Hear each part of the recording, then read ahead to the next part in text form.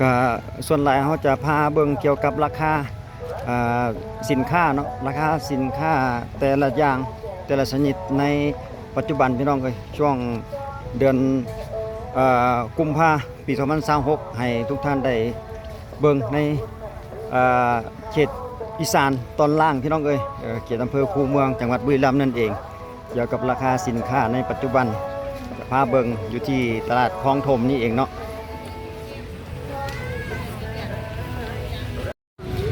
กันได้กลับมาบ้านแล้วก็บ่พลาดก็คือมาจับจ่ายสิ่งของอยู่ที่ตลาดนัดคลองถมพี่น้องเอ้ยอยู่ที่ทางพาดเนาะเขตอำเภอคูเมืองจังหวัดบุรีรัมย์นั่นเองทุกวันอาทิตย์เพิ่นจะมีการจัดวางขายของอยู่สถานที่แห่งนี้ทุกวันอาทิตย์และวันพฤหัสนั่นเองหอมหัวแดงกิโลละ30 บาทของศรีสะเกษนะครับรีวิวให้แม่จากศรีสะเกษครับจากศรีสะเกษนะท่านเด้ใหญ่ๆตัวนี้70ติดราคาเลือกเลยค่ะตามราคานี่เลยหอมแดงใหญ่ถูกๆพี่น้องเอ้ยบ่ได้แพงราคาถูกโล30 บาทเองสวยๆงามบ่พี่น้องโล30 บาทยังบ่ได้แพงเด้มาจากศรีสะเกษสำหรับราคาบกพริกแห้งพี่น้องนี่โลละ170ก็มี150ก็มีโลละ100ก็มีส่วนนี้ก็คือแบบน้ำตาลก้อนนะพี่น้องน้ำตาลน้ำอ้อยก้อนคูละ100 บาทโอ้ขนมอะไรเนาะนี่เนาะนี่ติดทุกไส้เลยนะคะ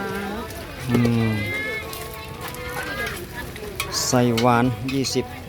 20ทุกไส้เนาะราคาเดียว20 บาทนี่เทคนิคการเฮ็ดในนี้แบบใหม่ๆเลยสุดยอดข้าเจ้าก็เฮ็ดเป็นตะกินดีได้พี่น้องเอ้ยประเภทเกี่ยวกับขนมต่างๆเนี่ยนะ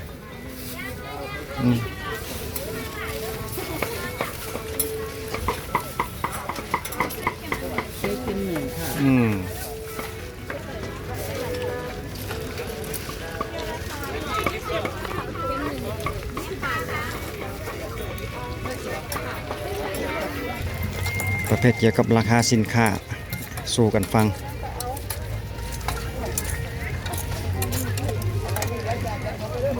ทุกอย่างจะติดราคาไว้เป็นที่เรียบร้อยเนาะเป็นตลาดคลองถมเดี๋ยวเขาจะเอาบรรยากาศภายในว่าวันนี้อันใดวางขายเด้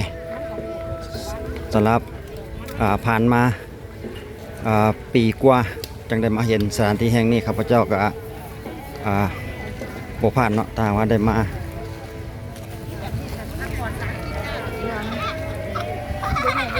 เป็นเวลาตอนแรงหลายคนก็ส่วนใหญ่เขาจะมาจับจ่ายในเวลาตอนแรงประมาณนี้พี่น้อง4 โมงคนก็เริ่มว่างตั้งแต่3 โมงหา4 โมงเป็นต้นไปเนาะโอ้ทุเรียนเบิ่งราคาทุเรียนพี่น้องหน่วยใหญ่แท้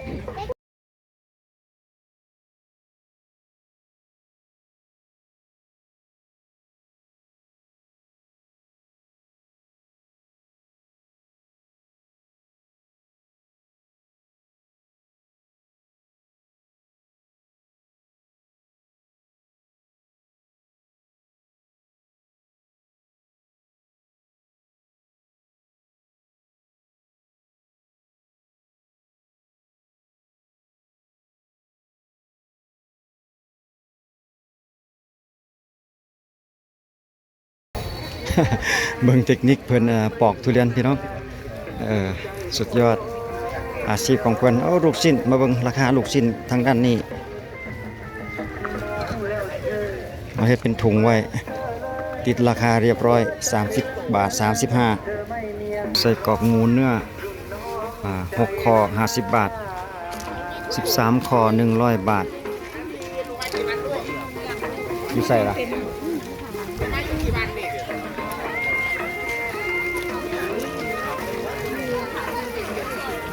ครับ เบก้าได้เบบี 20 บาท เบบี ทุกอย่างนี่ราคา หอยแมงผู้50 บาทสำหรับแมงผู้เนาะ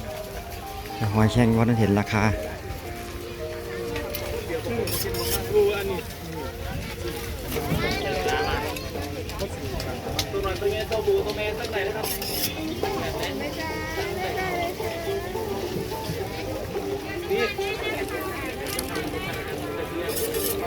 ส่งทางด้านนี้กันราคาของปลาทูเข่ง190ตามราคานี้เลย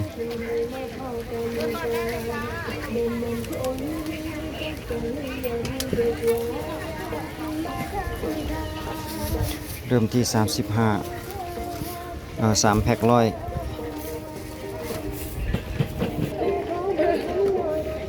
โอ้ยหอดดักแดงพี่น้องเอ้ย40 บาท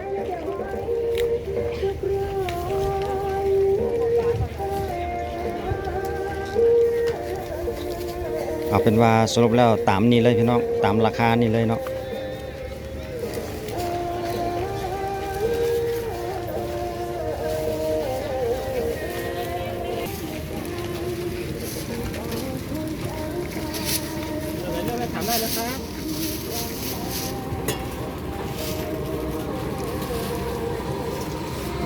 เกี่ยวกับขนมบาทนี่นะไก่ทอด10 บาท10 บาท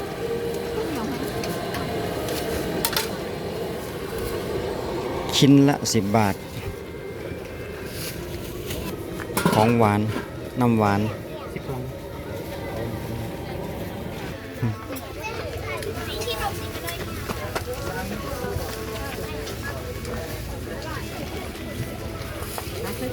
หลังจากนั้นมาต่อที่ราคาไข่พี่น้องมาเบิ่งต่อกันที่ราคาไข่กันก่อนได้เลยนะคะ แตะละ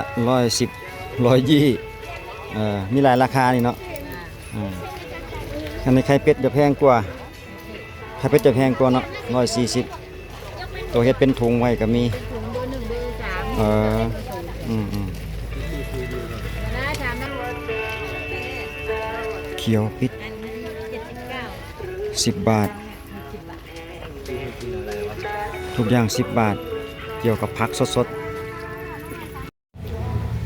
คลิปวิดีโอของเราก็มีเพียงเท่านี้พี่น้องเอาบรรยากาศเล็กๆน้อยๆมาให้ทุกท่านติดตามและรับชมไปนํกันอยู่ที่สี่แยกทางพาดบอกยังไงก็คืออยู่ทางพาดเขตตำบลบ้านแพอำเภอคูเมืองจังหวัดบุรีรัมย์ใส่สีวับปลาทูเค็มนะเอาผมก็ขอบใจอีกทีนึงไว้เจอกันในคลิปต่อไปสำหรับคลิปนี้ขอบใจสบายดี